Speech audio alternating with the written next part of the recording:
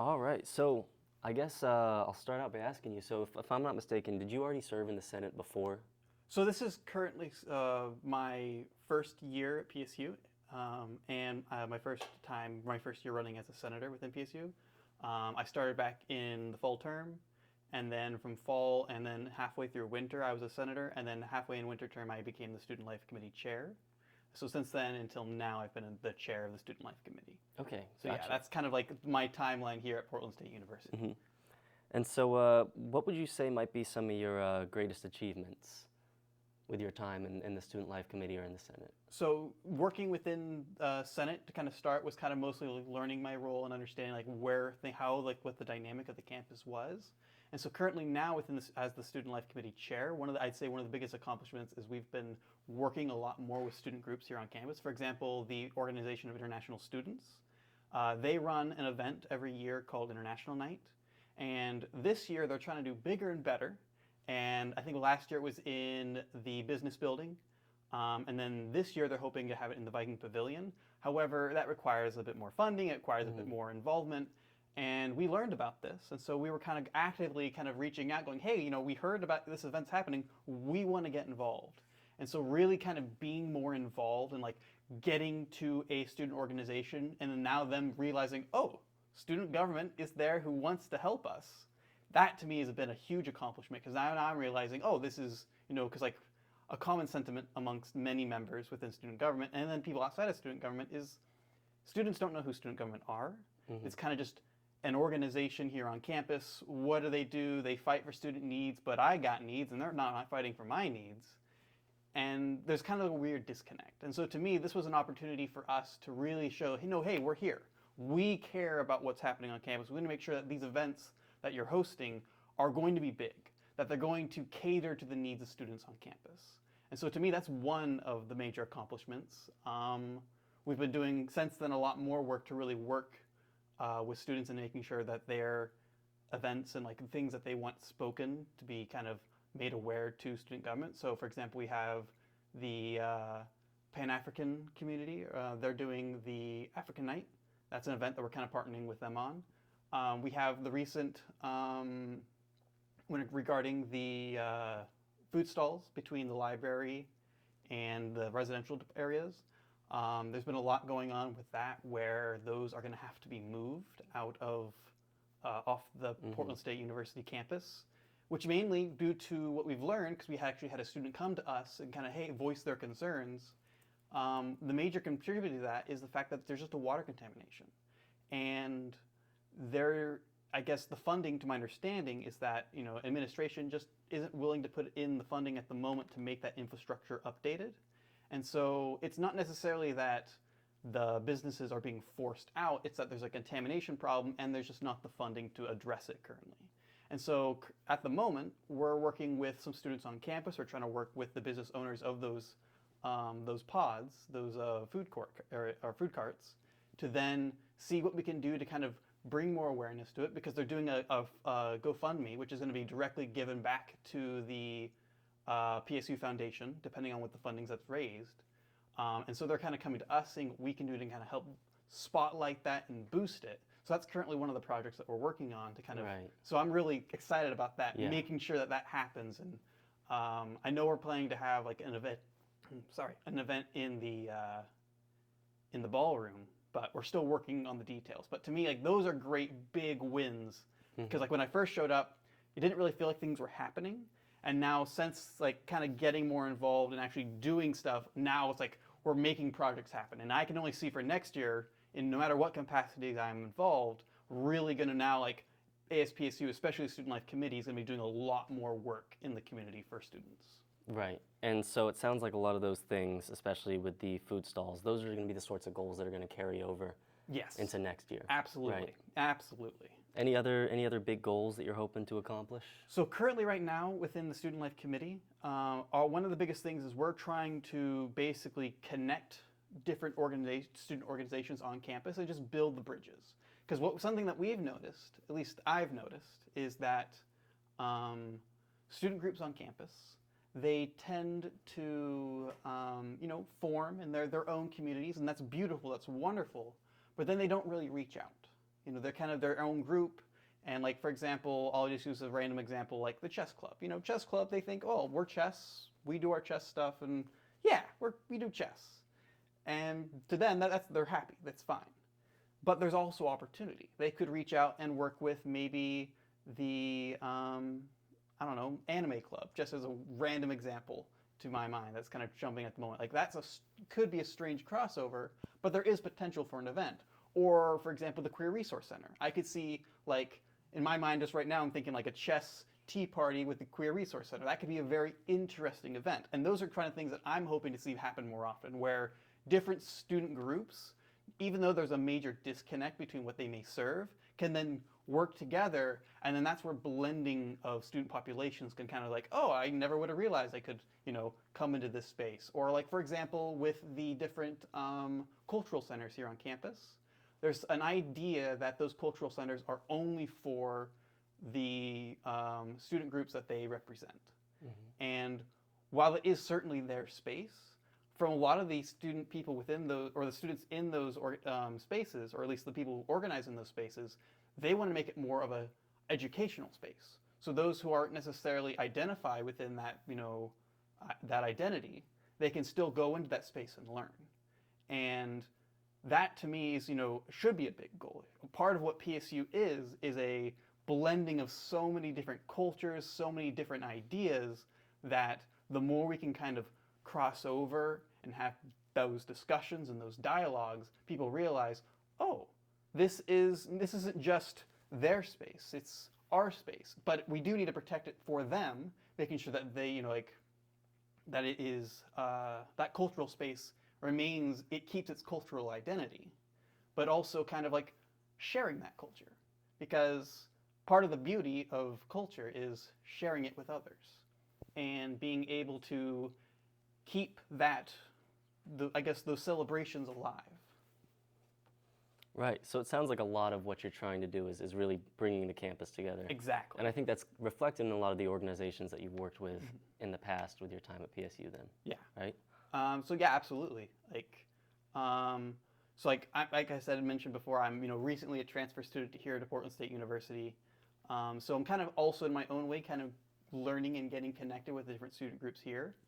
But every time I've kind of come into point of contact with the student group, I'm going, man, I just want to see how I can get you involved with someone else. How can I, you know, make you stand out, or like, oh, you're doing an event? Hey, they're doing an event. Why don't you guys work together, do the same event? You both have the same idea, but make it bigger and better. Right. Or like outside of Portland State University, I've been really involved with an organization called the Oregon Student Association. And it is all about like representing students of Oregon across the state at the legislative level. And that is completely all about like unifying students of different backgrounds for just one cause, which is for students. Mm-hmm. So I have a bit of that background as well. Gotcha. Very interesting. Can you tell me a little bit more about the Oregon Student Association and what your role was within it? Absolutely. So I'm currently still involved with the Oregon Student Association. It's kind of like a dual role. I work with Portland State, or with ASPSU, and then also the Oregon Student Association. But within Oregon Student Association, my role is on the SOC committee, the Student Organizing Committee, and our goal is basically trying to organize students across Oregon so that when issues are brought up, when like issue briefs or like bills that we want to support, we can then collectively educate students and then mobilize them to go to the Capitol and then really knock on the doors of legislators going, hey, we want this to happen. Recently, we actually went to the Capitol and we did a lot of lobbying for students. We got a lot of great wins. For example, there was the Right to Repair Act, which we helped and supported, which did pass. There was I'm drawing a blank on it. It was like the House bill something, but it's for like mental health package, and so it's basically to get more funding to mental health professionals and making it more accessible on campuses across Oregon. We did get that passed. There was one bill that we really wanted to get passed, and every legislator we spoke to said that it was going to get passed, and that was the emergency needs package, and which would have been allowed, or would have given more resources to the campuses across Oregon so that students could have access for money for, like, you know, gasoline for their cars if they had to drive, or like food, if they needed to have access to food, or like if they are having trouble with housing, there was like a potential funding for that. Sadly, even though all the legislators that we spoke to were saying, yeah, this is going to pass, this is going to pass, it didn't pass. And part of that, though, is the fact that we as students, we as organizers, we needed to be more proactive. And so I'm also relatively new to that role. And so there was still a lot for me to learn in understanding that even though we got the yes from so many legislators, it still wasn't enough. And so that's one aspect in this role, is that it's being organized and getting students mobilized, educating them on issues and going, hey, you care about this? Well, here's how you can voice your concerns. This is how you can voice what you feel is necessary. And then the more collective voice there is, the more there's that pressure, which is also something that should happen here on campus more often, I think. I think students, we have protests that happen. We have the different aspects here on campus where students, they make their voice heard, but sometimes maybe they don't direct it at the right person. Because for example, I can think that, President Cudd is oftentimes a target for protests and issues here on campus, which, they are in many ways the head figure currently at Portland State University, but sometimes they're not the major stakeholder. And so that's one aspect I think that's important, at least when organizing students, is figuring out who's the major stakeholder. Hey, we have this issue, but who's actually the major stakeholder? Who's the one who's actually, if we wanted to make this change happen, if we knock on their door repeatedly, they're actually going to be like, okay, I got to address this. And so that's an aspect, at least within my role of Oregon Student Association, is just organizing students and then getting them to the correct stakeholders. But yeah. Gotcha.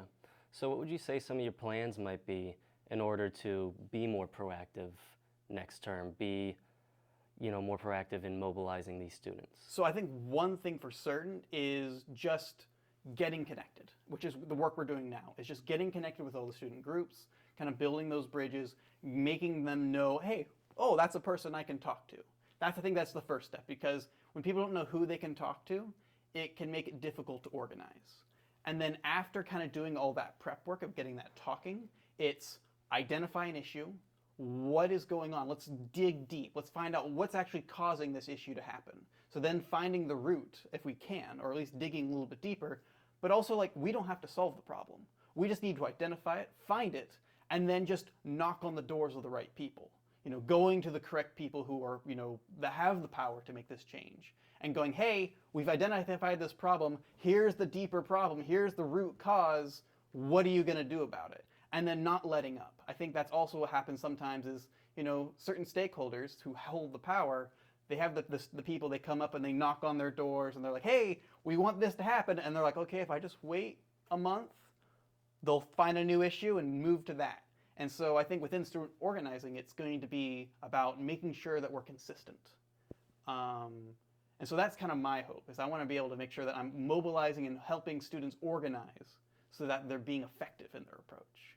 And would you say that you are familiar enough with the sort of inner workings of PSU and those sort of high-ranking officials that you can take on that responsibility of making sure that people's concerns are directed to the right individuals? I think that it's always a learning process, but there's definitely a lot of tools that I've gained in my time within ASPSU now, and also working with an OSA and talking to different administrators and people here on campus to kind of gain more understanding. And part of the biggest process is just understanding the organization charts, and which is a resource I for a long time did not know existed for some reason. And then once I learned about that, that narrows down so much. Is you go, oh, I want to look at the organization chart. And, oh, I'm having an issue in the food area, so let's go with the organization. Oh, here's food. Who are all the people in charge on the food side? So then you can kind of narrow it down. Instead of doing this overarching, you're just oh, I know it's over here. And then you start asking questions. You start asking people, hey, I see you're connected, and I see you're connected. Here's an issue we're having. Who could we talk to? So then you start narrowing it down until you get to the person. And that's kind of going to be the tools that I'm hoping to implement, where it's just, instead of it being the big collective organization, we go, okay, we know it's in this department now. So now we can start asking questions of the individuals in the department, and hopefully they'll guide us up to the right person. Right. Yeah. Makes a lot of sense. So what do you study here at PSU? What's your major? Great question. I study marketing is my major. And so I personally, for myself, I like storytelling. And a big aspect of marketing is telling stories. It's about how do you communicate to consumers, to customers, in a way that they find engagement, that they want to buy something. They're encouraged, they're motivated to buy something. I'm not necessarily, I don't think like I'm want to be in the more traditional role as a marketer. I think there's some like ethical problems within the marketing world that I would like to address. But storytelling is a big part of my life. And I mean, marketing is a major role in marketing is learning how to tell effective stories. Right. And so you feel like that has prepared you for this role? Oh, yeah, absolutely. All right. And where was it that you went to before this? You said that you had practiced politics at a previous community college. So previously I was at Road Community College, which is in Southern Oregon. Grants Pass, Medford, that kind of area. And so there, it was kind of my first time role within student government. And I was there for about a year and a half.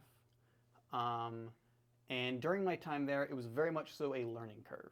Like, getting involved, it was a very, very small team. I think the total that we had was like maybe 8 members, which comparing that to ASPSU, which is like, I think, what do we have, like 38 members or something like that? It's a much bigger number, which a lot more can get done when you have that big of a team. So going from a team of 8 to what we have now has been like mind-blowing to me of what can get accomplished. But during that time, it was a lot of just like finding things out, networking, learning to ask questions, learning how to create effective ideas that could actually gain traction, learning how to do outreach to students, and like just learning how to like do effective meetings, which for a long time I thought like, yeah, meetings, those are easy. And like once you're in that setting, it's weird. It's a whole new experience. So like I guess a lot of it has kind of prepared me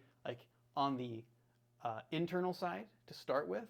And so that kind of was a lot of like, gaining the skills that I have now. And I definitely was able to do outreach and meet the students' needs where they were, but there was also a lot of barriers that I wasn't aware of at the time. And now that I'm at ASPSU, I'm recognizing there are so many more ways to get things done. And so using the tools that I learned in my time at community college and then building further off of them now within ASPSU has really helped and prepared me for where I am now. And actually, in fact, I'm actually still doing work to help my community college because they were one of the issues that I had worked with them on, trying to make sure that they could have their own initiated fee, which is a big, big important thing. I've noticed here on campus, like so many things get funded by this initiated fee, when it comes to just like, the food pantry, or I think even an aspect of, is the Vanguard kind of funded to an extent within this initiated fee? I believe so. I believe, yeah. And so like within all that aspect, there's so many different, I think we have like 32 now, 32 different areas that are either fully funded or partially funded by the initiated fee. And this has been like a humongous resource that gives so many things to students here on campus. On my community college campus, they don't have that.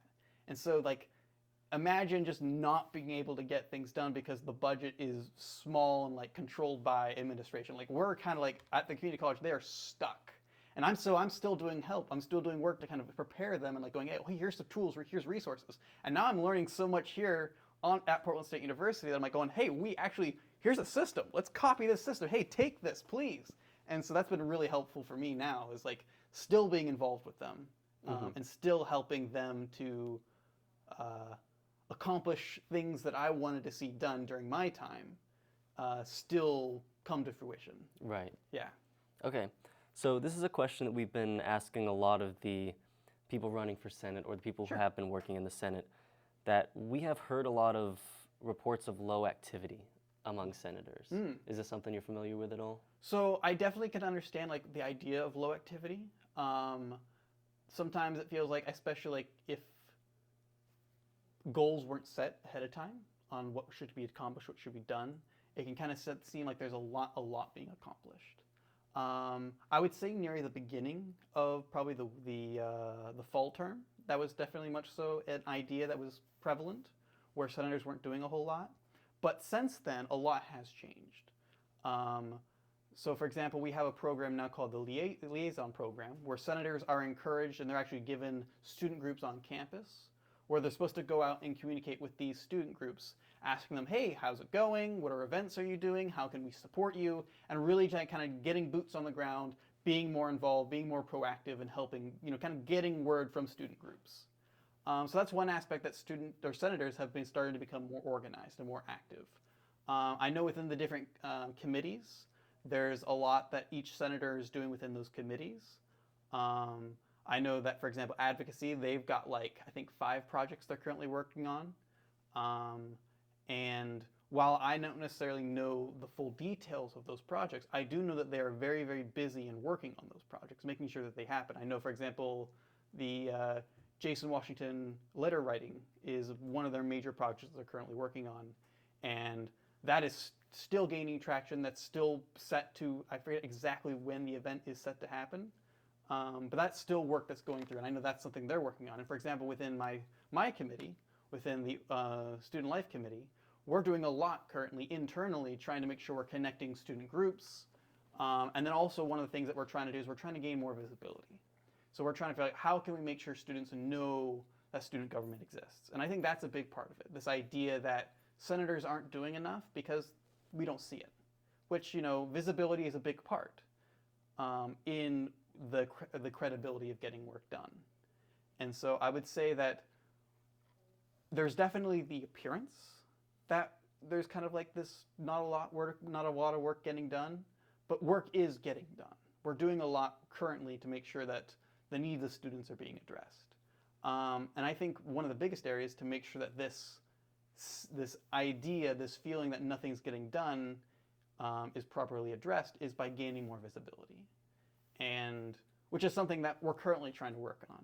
Mm-hmm. One aspect that we're going to try to do to kind of start gaining more visibility here on campus as ASPSU is every Thursdays, we're going to be setting up a table on campus where we're going to try to interact with as many students as possible, saying, hey, we're ASPSU.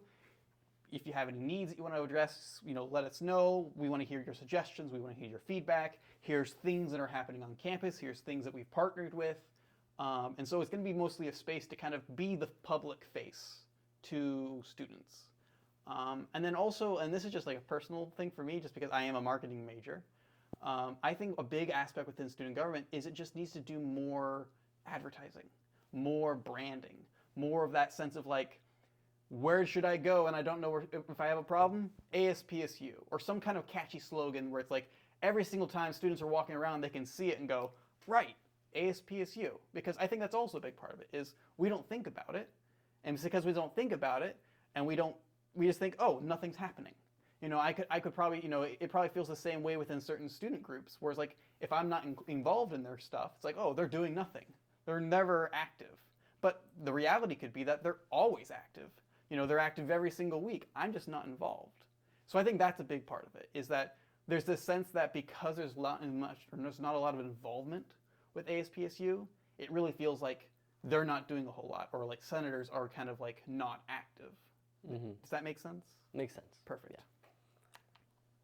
All right, and so will you tell me a little bit more? We were talking about this before the camera started rolling, but you were telling me that you have other roles outside of student government. Yeah, so one of the major roles, of course, was with the Oregon Student Association. I spent probably a good chunk of my time with that. Another role that I'm in is as a student worker. I work at the Native American Student Center. And so I kind of do what I can to kind of make that a very inclusive space, making sure people feel comfortable. And so that's kind of one of my roles within outside of ASPSU. I try to do everything I can to kind of get involved with different student groups here on campus. It's hard to balance all my time across all these different areas. But mostly just to kind of create a nice space where people feel like they can talk and they can communicate and they can freely share ideas and opinions. Because I know that that's a major issue currently here on campus, is that sometimes, people, they have their opinions or they have feelings that they want to share, but it can kind of feel difficult to talk about these things. And so in the various, smaller groups around campus that I've been involved with, it's kind of been more so doing what I can to make sure it feels inclusive and people can speak their truths in safety. I guess as for like, I'm trying to think of like any other organizations. Honestly, at the moment, ASPSU and OSA are the two major ones that kind of eat up a lot of my time outside of my own school life. Mm-hmm. But mostly just being around students and kind of, just being a friendly face, honestly. Mm-hmm. And this is your, is this your third year in college? This is technically my third year, yeah. Gotcha. Perfect. First year here at PSU, though. Mm-hmm. Well, that just about answers all the questions that I had for you today. I'm realizing, and we can probably, splice this in later, but I don't think we did introductions. So That's right, we didn't do introductions. I don't know, this is my first one so Fair far, enough. So. Yeah, it's maybe just like a quick one that way we can kind of splice it in. Tell us about what you're doing here. Sure, yeah. So my name's Nehemiah Wilson. I also go by Nemo. It's been a nickname that I've had for a really, really long time. When I was younger, kind of what inspired my nickname was I read the book 20,000 Leagues Under the Sea. And one of the quintessential characters is Captain Nemo. And to me, it was like, oh, that's such a cool name. I'm going to have that nickname. And it's kind of worse than my name, Nehemiah, Nemo. So I took it. And then Finding Nemo came out. And that's ever since then, people are like, I'm like, oh, I'm Nehemiah. I'm like, oh, and they're like, yeah, Nehemiah. I'm like, you can call me Nemo. And they're like, oh, like the fish. And I'm like, yeah, like the fish. Yeah. Because what kid reads 20,000 Leagues Under the Sea? Exactly. I'm currently a student here at Portland State University, my first year here on campus, and I'm studying marketing as my major. Hoping to, within June 2025, to graduate. As for where I'm going to go yet, not sure. Not sure just yet. Yeah, I don't think any of us are. All right, well, it was really great speaking with you today. Great to meet you. Best of luck in the upcoming election. Thank you. I appreciate it.